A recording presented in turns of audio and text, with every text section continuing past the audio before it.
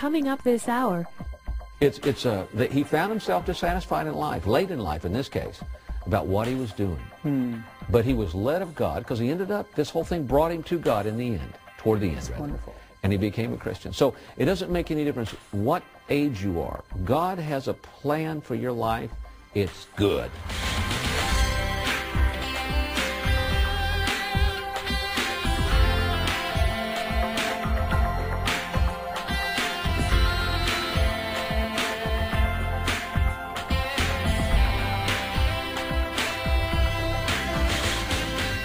This is a good day, this is a good time to begin thanking God or continuing to thank God for the prayer requests that you have made. Because you see, He is already answering your prayer, whether you see the results or not. He is working in your life. He is working in your family's life. He is working in your finances. And I just encourage you to persevere. Yeah, I remember in previous programs I've talked about dare to ask God big. I mean, really, for the big things in life. And I know that many of you have, and you're like, but when's it going to happen? When's it going to happen? Well, it's going to happen, and God is working on your behalf because He wants to bring benefit to you. He wants to bring blessing and health and wholeness to your life. Audrey and I have a financial situation, you know, in our own family. In our own yes. home. We're trying to be wise with our money, wise in the economy, wise in all these, try to make good decisions, plan for the future. You know, all of those kinds of great stuff.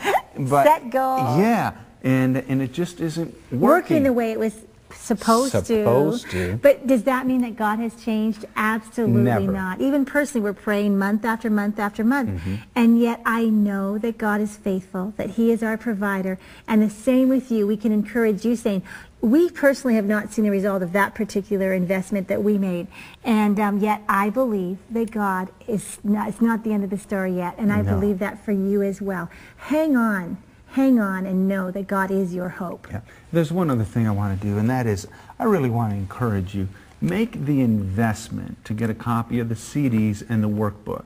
Make the investment financially, but then also make the investment in your time to work through this series. This is a 5-program series that is going to help you begin to come into an agreement with God's view and opinion of your life, that you might live a life full of purpose, being totally satisfied. Today's program and this week has been designed just for you. Stay with us.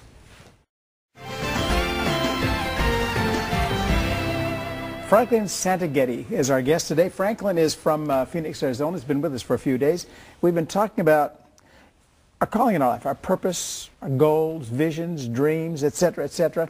Franklin's got a workbook. I mean, we've been into that, but we're going to continue on today because the Lord wants to give us an understanding of what He sees in our lives and what He wants for us. Absolutely. And it's good to have you with us, Frank. It's good to be here. I just want to say that. Good to be here.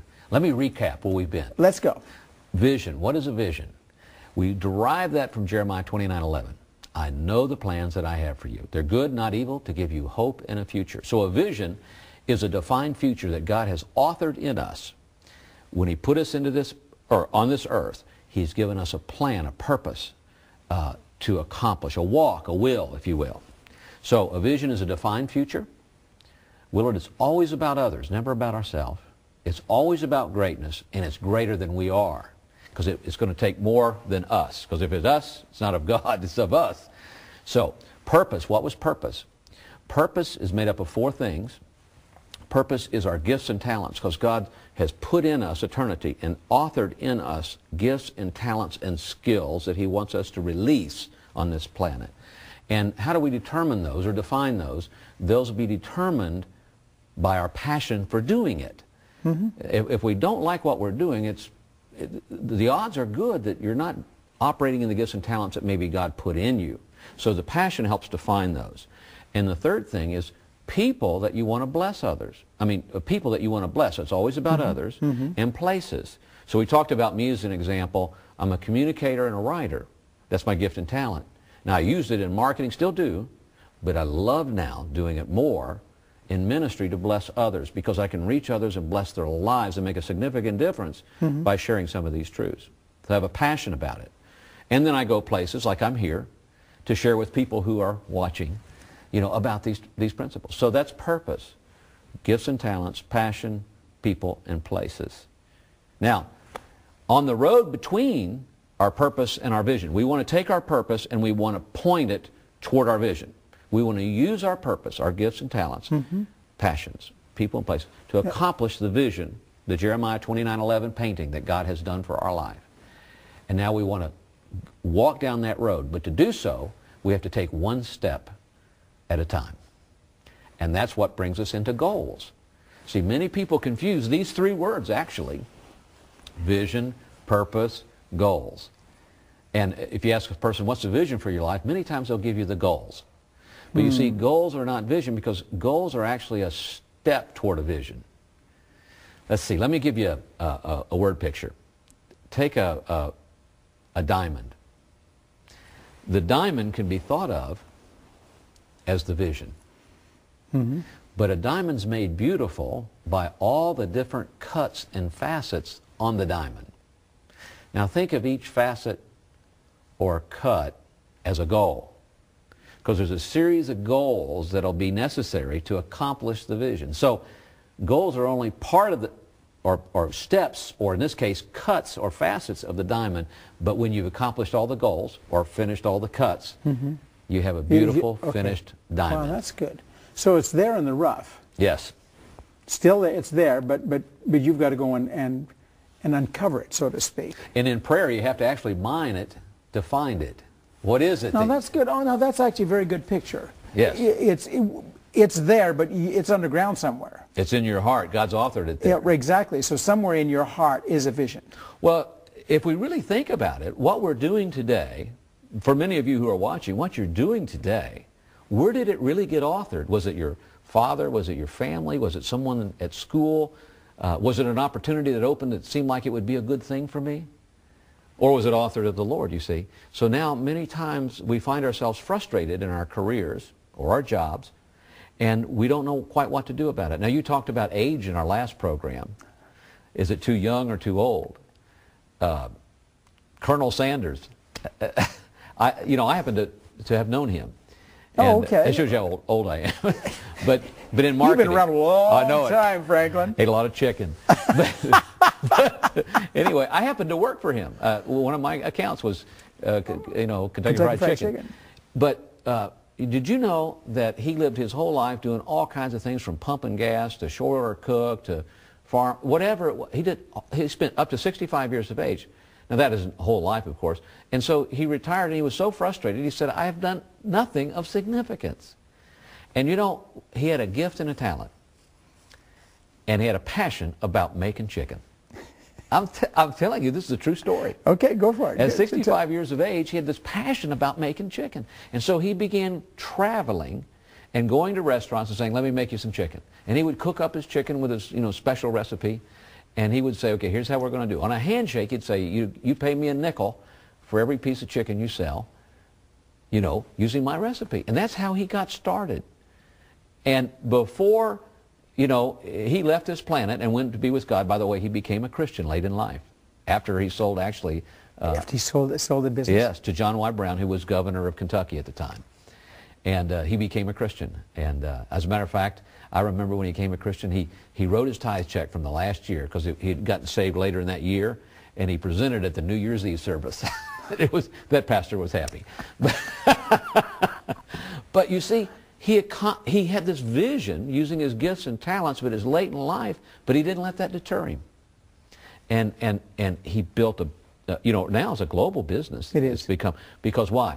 He said, I have a vision about how to do a better job cooking chicken. Did he bless people? A lot of folks think he blesses them every week.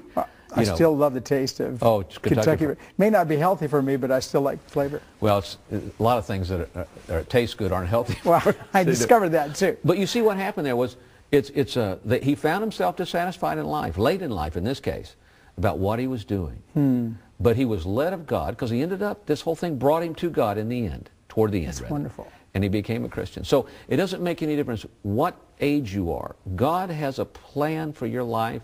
It's good and not evil, to give you hope and a future. But, so now we're on this path, and we have to have goals. We have to have goals. Like, we have to have these facets of the diamond cut one at a time. And And so we begin to write goals. But the heart of any great plan is not the goals. And here's where so many businesses, organizations, ministries miss it. To write a good goal, you have to have the goal relate to something. And here's what it is. Between your purpose, now we've pointed our purpose toward our vision. Right. Now let's say it's a young man or a young woman who's watching today. Let's just say their vision is education. I want to go to college. Now, as soon as they say, that's my vision, I want to go to college and get a degree in whatever. And here's my purpose, because I'm a good student, this is my passion, there's my place, and that's my people, professors and students. Okay.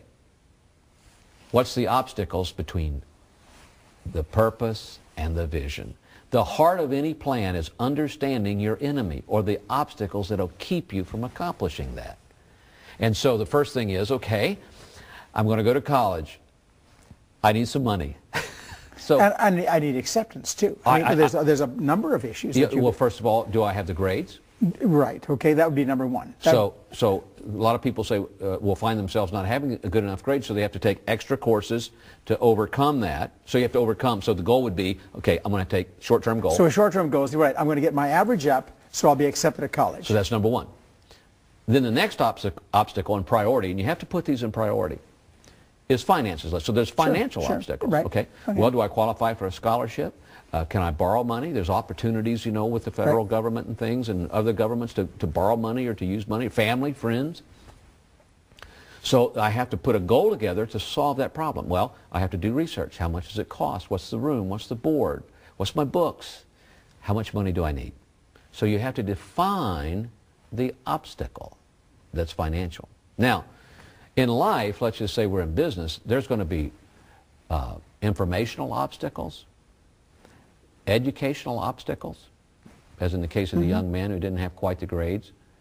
There's going to be people obstacles. What are you thinking about? You need to go not do that. You never make it through that kind of... Do you know how smart...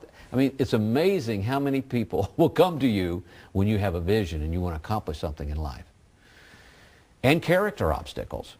See, sometimes, like for instance, especially young people who are talented in sports as an example, their talent will take them to a place their character can't sustain them. That's a very good point. Let me say that again. That is very important. Talent will take you to a place your character can't sustain you. Now, we see it with athletes all the time where they're taken right out of high school or halfway through college and they're put in the professional sports, hockey leagues, whatever the case, and they make bad choices and bad decisions because their character hasn't been developed. And that's an obstacle in life. We see it happen in politicians. We see it happen in business. We see it happen in ministry. We see it happen in sports, everywhere. It's where we haven't developed our character. And of course, just to elaborate on that, character is what we say and do, but integrity is who we are. And we have to develop the integrity of our heart. And the only way that I know to do it with grand success is through the Scriptures and adapting your life to the Scriptures. So that then that's good. Your decisions and character. Right. So going back to the obstacles, we have character obstacles. We have all these obstacles. Now let's just say that you're a business person watching.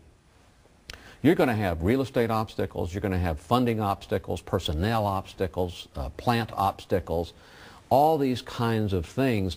And building a business plan, the great business plans are always built around the things that are going to keep you from accomplishing your vision. How do we build them around that? Let me use another metaphor before I go on. Okay. No, that's good. If you were a general and you were given the command of an army in battle, what's the first thing you want to know? What do they have? What's the enemy got? What's the enemy got? What kind of situation are we in here, guys? Well, sir, they have ground troops of so many. They have snipers of so many. They have artillery of so much. They're located here, here, and here. They have air cover. They have destroyers off the shore. And they have superior and this and that and the other. Okay, so he takes inventory of everything against them. And then he says, what do we have? What's my purpose? What's my gifts, talents? What's our passion? what do we have? Right. What do we have to accomplish? What's the vision? To win the battle. Right. Right. Okay? Everyone will build the battle plan around what they have and where they are. The battle plan isn't let's go, which so many do. Let's write goals. Okay, well, we'll bring in the Air Force, we'll bring in the ground troops, and we'll do this and we'll do that. Well, if it's not built around where they are and what they have, the goals don't have much meaning, do they? And probably It's true. not going to have a lot of success. Right. But if we then define our obstacles in categories, whether they be real estate, funding, personnel, plant, or in the case of a young man or a young woman going to college, grades, funding, place to stay, acceptance, we build it in priority.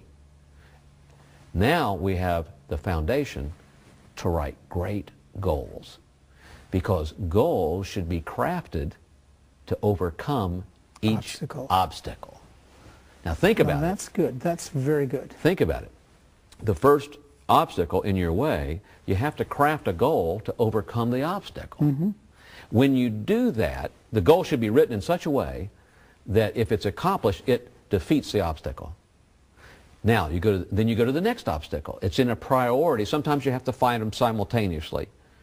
But if you write your goals based on the things that are keeping you from between your purpose and your vision, Right.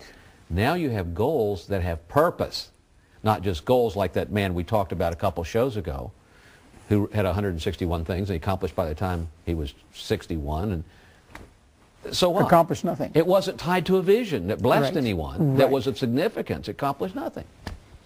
So goal writing is very, very important, but it's how you write and what you write them about. That's very good. No, because if you don't know your obstacles, your goals really are not going to have the substance they need to have. That's right. Absolutely. They not have the significance. Now, there's a way to write goals. When you find the obstacles, that's pretty important. There's a process. I did not create this process. I got this in books and off the internet over the number of years. It's called the SMART process. I don't know if you've ever heard of it, but it's an acronym, SMART. SMART goals. And we always want to write SMART goals, don't we? As opposed to dumb goals. The only kind, absolutely. But the first part of writing SMART goals, the S, the acronym is you have to write it specific. For instance, let's take the young man or the young lady who wants to go to college.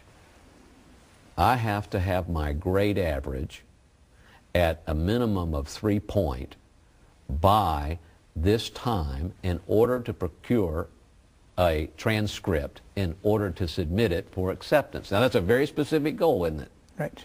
It is. So it's very specific. So that's why vision isn't specific. Because if you remember my vision from, I think, the prior show. It's about what's going to happen by the end of my life. This is what I want to accomplish. By this path. Yep. The next one, of course, is M. It has to be measurable. It has to be measurable. In other words, did we accomplish the goal? And so with this goal we just talked about, and to be accepted. Right. Your goal was, number one, there was another measurement, was a certain grade point average. That's right. That's specific. It was very specific. It was, and by a certain time. That's right. We're going to get into that one too. Oh, okay. And action-oriented. Okay, let's go back. Let's just kind of evolve this goal. Okay. A is action-oriented. So specific is S. M is measurable. A is action. Okay. So now I have to take 2 courses and reach a certain grade level by a certain time, which we'll get into in a second, and in order to be accepted. So it's measurable. Now we got M is, specific, measurable. Now we have action. I got to take the courses. And then R for SMART. There has to be some resources allocated to accomplish the goal. Well, I've got to pay some money for these courses. So I've got finances. Oh, I've got to take some time in the evening to take these courses. Now I got time allocation, finance allocation. I've got to have time to study. Now I've got to set aside time for study to prepare myself for testing in order to accomplish that. So R is resource allocation, time and money, typically. Okay. And last is T, time. It has to be time constrained. So you have a deadline. So I have to take courses. I have to find the funding to take 2 courses in order to pass these at a 3-point grade average by September the 1st in order to submit it to be accepted. That is a great goal. That overcomes the first obstacle in the young man or the young woman's life of having It's good. No, it gives it it clarity to understand what a goal is. Very clear. It's very powerful. So now if you think about, we have these obstacles. If you have purpose down here and vision up here, you have a line between the two. And we have these series of obstacles. You can look at them like stair steps. Each goal, using your purpose, you write the goal over this obstacle. It's like a stair step. That's the first thing I'm going to focus on. Do I need to be finding some money? Well, you can work on that simultaneously, but it's a moot point if you don't pass these two classes. Right. If I don't pass these classes, the money isn't going to be important. Yeah. So you can work on it, like looking at researching opportunities to procure money. But the danger is to get so caught up in other elements that you don't deal with number one. The priority is significant. We talked about balance is the key to life, but priority is the key to balance. You have to keep your goals balanced in priority as well in life to be able to accomplish what you want. You know, so many people don't even have a vision. They don't have a purpose. They don't even have goals. And they just live. They get up. Hey, day to day. What was the commercial? I beat myself making donuts. I don't know if you ever saw that. No, never saw it. He does it over and over, and one morning he just opens the door to go make donuts, and he meets himself coming back in.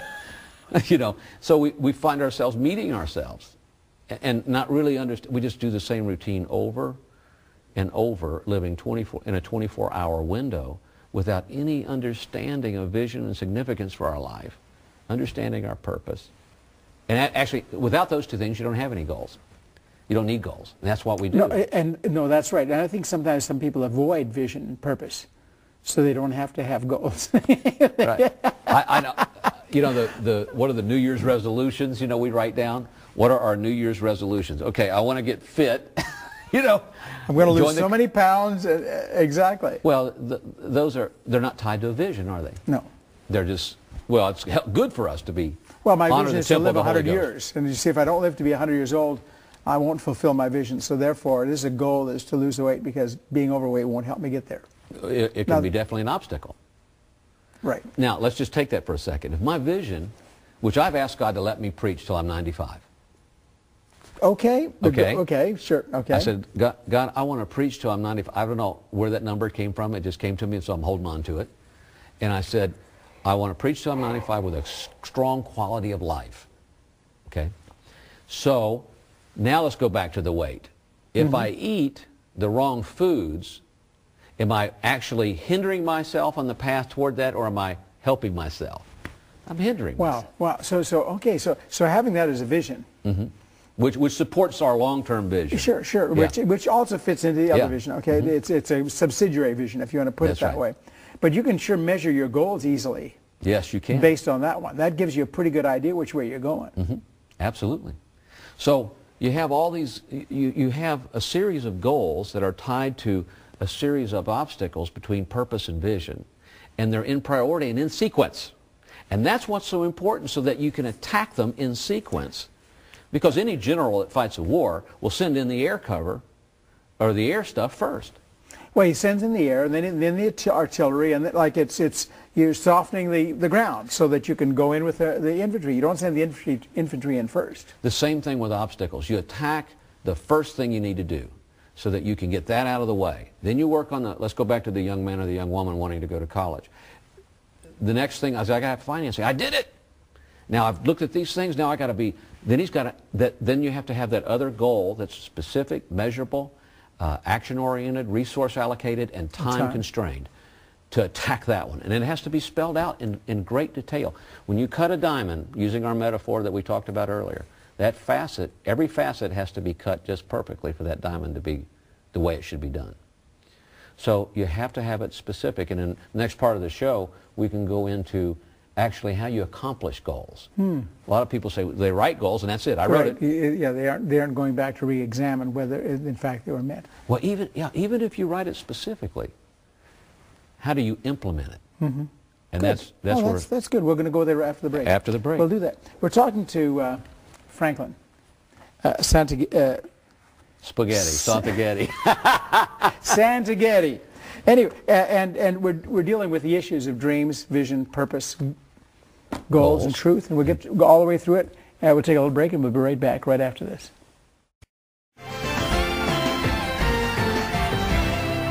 Oh, we're back with Franklin, and we're working on goals today. Yes, we are. Our goal is to get through this program. No,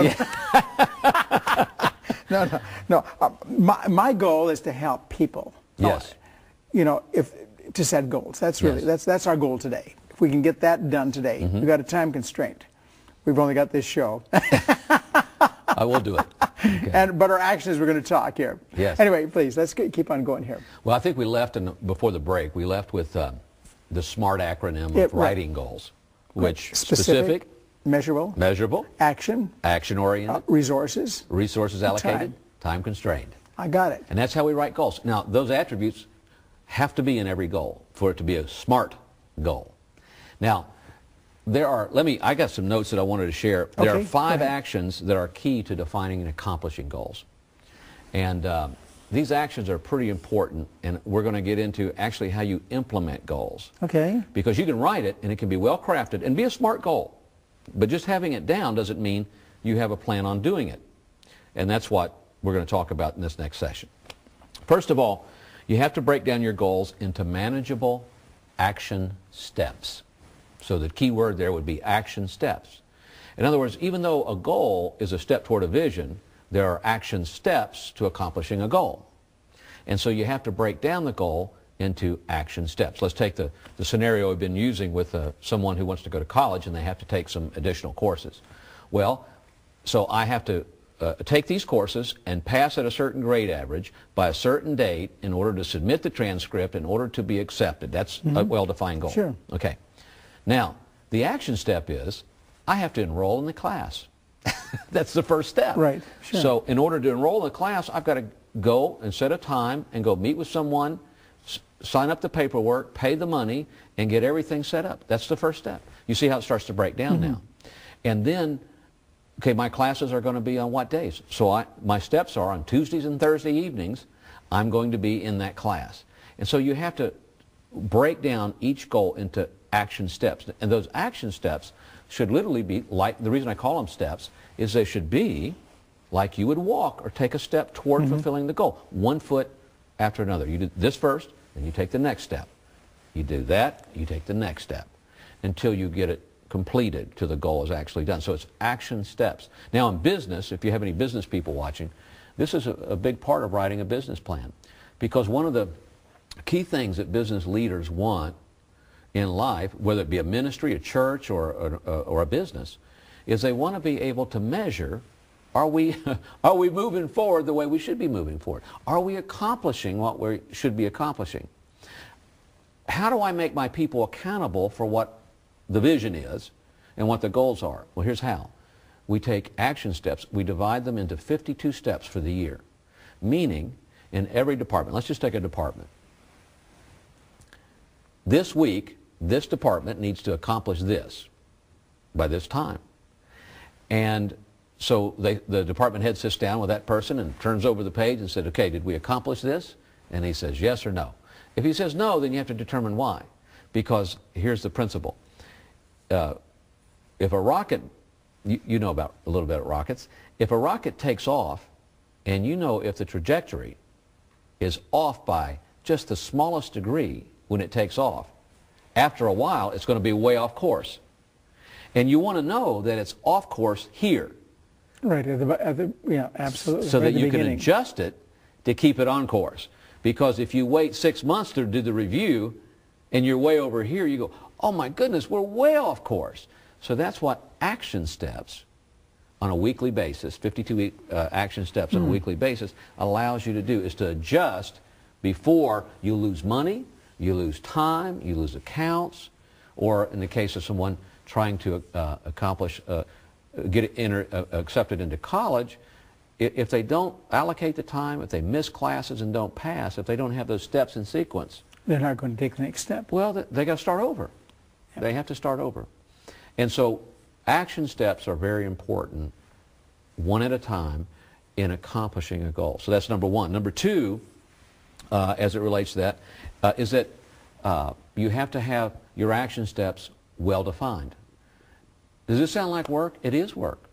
Yeah, this isn't fun, man. It's work.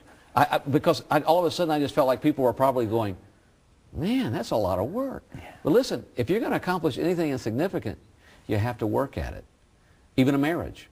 You have to work every day on a marriage. And a lot of marriages are unhappy today because people just don't have the passion anymore to work on the marriage. That's where going back to the purpose. If you're working with your skills and talents, you have passion to push you through what needs to be done. Can I share a story about that point? Please, yeah. I was working in a mission. These are men who are homeless. They've been defeated in life. I go and teach the mission every Tuesday morning. They have nothing. And I talked about vision. The Lord says, speak to them about vision and having purpose in life. And, you know, I just thought that was, Lord, let me get them grown up a little. No, I want you to give them vision. The same message. Okay. And so I talking about vision, and I said to this one man, what is your vision? He said, I've been estranged from my wife for 35 years, and I haven't seen my daughter in 25 years. My vision would be to see them, and they would accept me for who I am. I've been a drunk all my life, and I've just come out of that, and my vision would be they would accept me, but there's no hope. They won't take my calls. They hang up. There's no hope. And I said, God has a plan for you. It's good, and it's not evil, to give you hope and a future. Write that down as your vision. And the guy wrote it down. You know what his job at the mission was? Cleaning the toilets. Now, I don't know if you know what cleaning the toilets at the mission is, but it's not a pleasant job. Oh, okay. Cleaning the toilets here at the Ministry Center is well, at the mission, you've got guys coming in off the streets. I know that. Okay, I realize. I can imagine. The next 2 days, or I mean 2 weeks, he worked at accepting that vision. And within 3 months, we gathered, and I started. And he said, I just want to give a testimony. He hated cleaning those toilets, by the way. I mean, I heard him grumbling about it. Oh, I see. Okay. So he wasn't doing it with joy and gladness early on. He hated it. Okay. He grumbled about it. But all of a sudden, the vision took hold that maybe God could break through and allow him to be accepted by his wife and daughter again. Okay. And he began using, what was his purpose? His gifts and talents. What were they? Right then, it was cleaning the toilet. That was his because that was a resource he had available. He had an it was the opportunity he had. I guess that was it. That's all he had. Okay. He said to me, Franklin, when I open the door to that toilet, I don't see what's there. I see my wife and my daughter. And those toilets they've never been cleaner. And he said, this is good. What is this? It's the passion to push through. Because this enables him to get he believes God's going to lead him to that end. Yes. Okay. And this whole story is about, this is a lot of work. But if you don't have the passion and the vision isn't grand enough, you won't push through. No. But if the vision's grand enough, it'll give you more passion. To push through, because passion is the it'll be the energizer. Yeah, it'll be the energizer. Did you know, 4 months later, his wife allowed him to come see them. And he had his daughter there, and he was giving this testimony, and he said, and she had her children there that he had never seen. And do you know, a year later, I saw him in church with his family. No. Yes. Because he believed that God had a plan for him, a vision that was good and not evil. It's never too late. It's never too late. And he took one step at a time, and it began with cleaning the toilets. And he began to stop grumbling about it, stop complaining about it. He said, this is my first step. Yeah, this is the first goal is to do a good job here. Jump on these toilets because it's getting me to my goal. Because I taught him we talked about the fact that you got to be diligent. When you write a goal, now you got to be diligent to do it. So you have well-formed goal statements. That's good. And then you have to have well-defined action. But then you got to be diligent to follow through and do it. That's good. That's good. And so he was able to have the vision of his life. That's good. And here's a man that for years, look at the core of his life gone. Now he's with his family. It's incredible what God can do in a moment if we just grab a hold of the truth that God says to us. I know the plans that I have for you. They're good, to give you hope and to give you a future. Okay, let's go on to another one. That's good. Okay. Well, the third thing is motivation and commitment. We're talking about how to write good goals. You have to have motivation and commitment. That's kind of what he had. He had to have something to motivate him. That's why he looked at the toilet. He didn't see that he was motivated by the hope and the future of being with his family. And commitment, he followed through. So well-formed goal statements, well-defined action steps, motivation and commitment. How do you get motivated? You just look upon the vision. That gives you the passion. And fourth, stay focused on your vision and goals, and they help you drive through those action steps if we stay focused. So that becomes that fourth thing that he experienced. And 5, this is so important, is frequent review and assessment. Somebody who has a goal they're working on, put it on a sticky note, put it on the mirror where you shave if you're a man, or do your hair if you're a lady. Put it on the dash of your car. Put it in your day timer and just keep pushing it every day. Put that goal in front of you every day. And look at it often. Don't let it slide away, because you know, we're creatures of habit and we let these things slide away. I'll get to it. Just like the New Year's resolution. I'm going to lose 15 pounds. And I joined the gym, and that first 3 weeks I was there every day, and then it got cold out or whatever the case was, and I didn't go. And it just slides away. We all know that. So you have to have it frequently in front of you to have that motivation and commitment to follow through on those action steps to accomplish those well-formed goals. There just is plain, I mean, in the kingdom of God, right, they're plain work, isn't it? I mean, there's so much, you've just got to go out and just simply do it. Well, look at the scriptures. Study to show yourself approved. Yeah. Well, study. How many of us study the scriptures to show us? There's all kinds of things. Study, work, be diligent. Persevere. Persevere. You know, trials, tribulations. You know, Christianity is hard work. It's hard work. You have to work at growing in God. As a matter of fact, when I do altar calls now, especially with men, I look at them and I say, you know, I'm not going to give you a rosy picture because at your stage, because I know at my stage, you have no idea the commitment you're making. You know that you're coming to God. Right. That's right. You know that you want to be reconciled to the Father by the blood of Jesus and the power of the Holy Spirit. Nothing, I understand that completely. But the walk you're preparing to, the commitment you're getting ready to make is not an easy one. I tell them it's not an easy one. And so I said, before I pray with you, I want 2 men to come, especially with men, who will commit to mentoring this man in the principles of the kingdom and who will stay with him through this walk. Because too many come and then they fall away because no one's there with them. Right. Because it's a walk, it's work. But we don't accomplish anything great without effort. Without effort. Now God does bless us like He did with me when I was, was saved, and as I gave my testimony that day. Yeah. But then He tests you in that. One of the things we discovered, just kind of like an aside thing, is that we found that when we were praying for people that weren't Christians yet on their journey in, it seemed that God would answer those prayers like right away.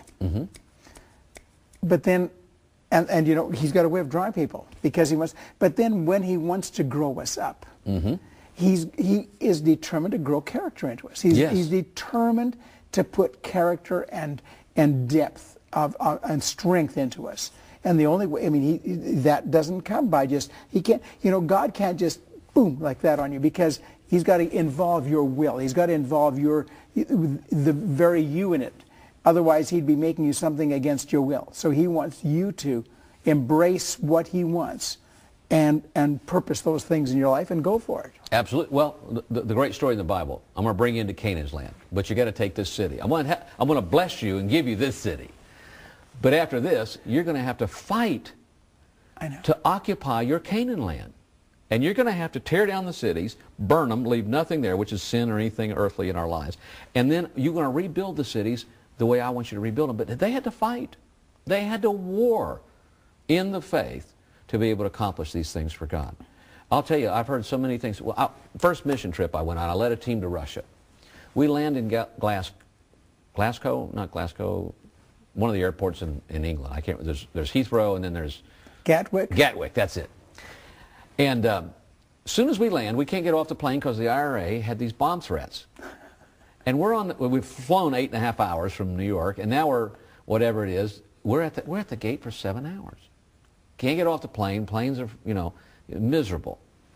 Finally, they clear it all out. We go in and to the gate area. Then they release all these people that they had to, that were in the terminal. Then all these planes that are backed up, all piled in. Well, in England, like not here, like on the western side, they don't rebook you automatically. Like, okay, you were supposed to go out first, so you go out first. You have to go in and rebook yourself.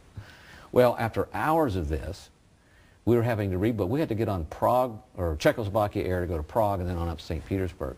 And 2 or 3 of the guys go, well, this is a sign from God that we're not supposed to go. Have you ever seen that? Well, I could see it coming. Okay. And I'm going, no, I don't feel that at all. Well, months before, a prophet said to me, you're called by God to the nations. I laughed. And here I am on this trip now. Right, he said, exactly. When I laughed, he said, Amazing. to show you that it's God, you'll go through customs and they won't even stamp your passport. Well, I thought that was kind of crazy because I've been traveling and I know. So here I am. We go to Prague. We go through customs. I send the team ahead of me because if you're the leader, you always make sure your team gets through. You want to make sure they're in front because otherwise they're straggling in. So every one of the team stamped their passport. I handed my passport. He looked at it, handed it back to me. I knew then we were on the right track for God. I walked out and said, men, we're on the right track. And we had incredible ministry in St. Petersburg because resistance is not a deterrent or lacking the will of God. It's usually resistance is to make you stronger and to build your faith in God so that you'll walk through these obstacles by, well, form goals and action steps. That's it. So, Yeah. So what do you think so far? I like it. I like where we're going. I'm Okay. learning something. All right, can we recap real quick? Let's do it. Okay. We have to have a vision, Jeremiah 29:11. It's a defined future. It's always about others. It's greater than us, and we can't let go of it, can't forget it, and we're willing to die for it. Right. That's a vision of God. It's born out of a dream. All great visions are born out of a dream. We determine our purpose for 4 things: our gifts and talents that God authored in us, our passion, our people, and the places that we want to release those gifts and talents with passion. Mm-hmm. We turn our purpose toward our vision, and there's a straight line in between it. Many of us live our lives in the meandering of the maze of mediocrity, ending up in the same place. But it's a straight line. It's just that I don't always stay on it. Me But either. Me either. We don't know how we traveled until we go to heaven. You know, I know. So now we know where we're going to go and we know what we have. Now we define our obstacles by category. In a business, it's going to be, as we said earlier, it'll be real estate, it'll be personnel, it'll be plant, inventory, whatever. With a young man or woman going to college, it could be grades, it could be money, it could be housing. Whatever it is, in a ministry, it could be support, it could be a call, it could be timing, any of these things. Mm-hmm. Even in organizations, the same as the administration of a ministry, as you know, is much like a business. And you have those same issues. So once we define our obstacles in detail, then we craft goals designed to overcome the obstacles. And we put them in priority so that we know that when we stair-step them all the way through, we accomplish the vision. Now, we have these well-crafted goals. We talked about action steps. And I recommend if you're going to do a plan, do it 52 weeks. Check it every week. If it's a family plan, what's our family about? What are we going to accomplish? What significant thing are we going to have done for the Lord, for the glory of the kingdom while we're here? What's our family vision about? So we have our action steps. Get together every week. Those action steps are like the facets of a diamond. Every one makes up the beautiful vision. And each of those action steps are meant to define a goal, which we determined had to be written as being specific, S, the SMART goal, S. SMART goal, yeah. Specific, measurable, action-oriented, resource allocated, and time-constrained.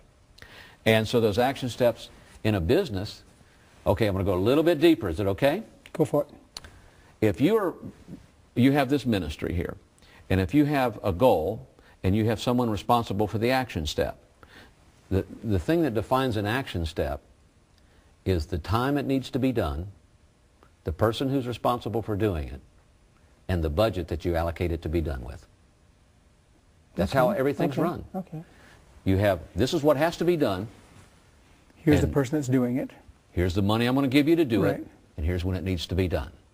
That way you measure the accountability of the person, the ability to manage the money, the stewardship, and the timing in which it's be done. And so when you get ready to sit down with that employee, or any business, and you're going to measure their performance, you have 52 weeks. Well, you missed 26 of your deadlines. You overspent your budget by 29%. And I don't think that we're ready to move you on or promote you, because I think there's some things to learn. Do you agree? It's objective, as opposed to, well, thinking back, there was a few things that I just didn't think I liked about the way that was done, and you know, you spent a lot of money. But so many of us have gone through those kind of reviews, you know what I'm saying? Yeah, I just find it tough when Betty reviews me and says, Willard. Well, you just say, yes, ma'am. I'm kidding. I have the last word in every one of our discussions with my wife and I. And it's yes. Yes, Yes, ma'am. dear. Yes, ma'am. It's interesting that Betty is far more geared. I mean, her natural ability runs along these lines much better than mine does. And I find that I have to deal with my own heart sometimes. Say, you know what, I want to allow her to have more input into my life, where these elements, which are natural to her, but they're not natural to me. Well, but yet a good they're marriage. important. Well, it does. Yeah. But I've got some areas that I've got some strengths in. So we're okay. We're a good couple. We're fine. But it's interesting to hear this. And I know sometimes the staff has a hard time. Some staff are just saying, you know, I don't know whether I want to be measured. I remember. If they're part of building the plan, then part of the process, then they do. They embrace it. And then they're wanting to be measured because they know exactly each week how what they're doing. I have to accomplish. And you know, it helps challenge them to grow into what they need to be. Yes. And we all want to do that. And I think in the kingdom, we're saying, you know what, as a kingdom, do we want to grow into the kingdom purpose that God's got for me? And I'm saying yes. Absolutely. Absolutely. I want to see those goals accomplished. Well, Franklin? you want this plan written for anything in your life, because a life plan, marriage plan, family plan, business, ministry. Why? Write the vision, make it plain on tablets or paper, so that he may run who reads it. You have to have it down so they can read it, so they can run with it. Yeah. If it's not written down, it doesn't exist. How can you do it? Yeah. That's it. So that's why vision, purpose, goals are so important. Tomorrow we'll be talking about truth. Truth. Sounds good to me. The behavior of our rule of conduct. Sounds good to me. We'll be back with Franklin tomorrow, but right now here's more of It's a New Day. Coming up next time on It's a New Day. Several scriptures say light is stronger, more powerful than darkness. Light dispels the darkness. Well, look at it this way. If it's nighttime and you raise the shade on your window and your room has got light, does the darkness come in or the light go out? Yeah. Lightness is more powerful than dark. And so we're to shed abroad the light of the principles that we have. Turn up the truth in your life. Tune in to It's a New Day. We've been talking to Franklin Santagate and talking about a subject matter that is really important, really, you know, it's vital in our lives, and yet for some of us it is so difficult to define these things for us. I just want to say that, you know, that it's an area that I've had struggles talking about and dealing with goals and purposes in bringing definition to them. And do I have goals? I have a hard time stating them. I have a hard time getting them. What just came to me is, because I believe the Holy Spirit uses It's New Day. And you know, we get different guests on, but you know what the Lord wants to do in you is He wants to heal you and correct your thinking when it comes to worthlessness. Because so many think, that's nice. Some of you have watched today and said, that's really great for people who are talented or who have a lot going for them. But, you know, I'm not like that. I'm a very average person, and there's nothing huge that I will ever accomplish. And so this program really doesn't apply to me. And I just want to speak to you. I believe this is a word from the Lord for you, that you are extremely valuable to the Lord's heart. Like, I seriously could cry right now. He made you for a reason. It might not look amazing from this world or this culture's point of view, but it's amazing to God's heart, because you feel something in God's heart that no one else can feel, because He created you for relationship with Him. He created you to fulfill something in His heart that's dear to Him, that's precious to Him. And when I say valuable, that means precious. You're precious to Him.